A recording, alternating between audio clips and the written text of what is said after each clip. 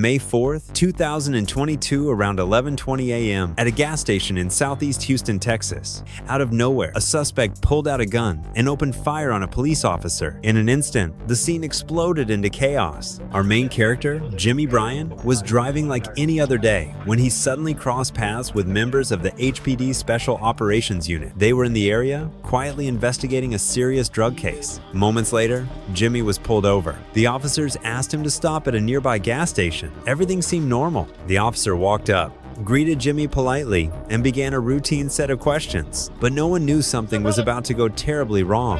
When the officer asked for his driver's license, Jimmy didn't hand it over right away. Instead, he pretended to scroll through his phone, telling the officer he needed to find a photo of the truck he had just purchased. The officer, keeping his cool, asked where Jimmy was headed. Jimmy said he was going to a hotel, but strangely, he couldn't remember the hotel's name or its address. The questions continued. The officer asked if there were any illegal items in the vehicle. Jimmy quickly said no, but right then, the officer noticed something unusual, a GPS tracking device strapped to Jimmy's ankle. The officer quickly realized Jimmy was still out on bail. Instantly, the situation became more serious. The officer firmly asked Jimmy to provide his ID. Jimmy nervously searched through his backpack, but couldn't find it. Sensing something wasn't right, the officer asked again to confirm Jimmy's identity. The calm traffic stop was beginning to feel anything but routine.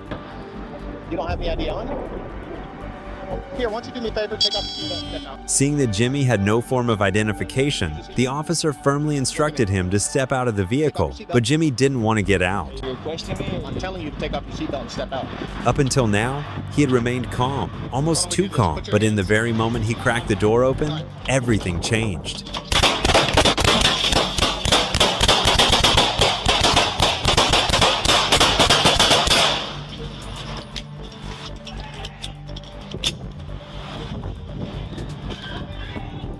Are you good?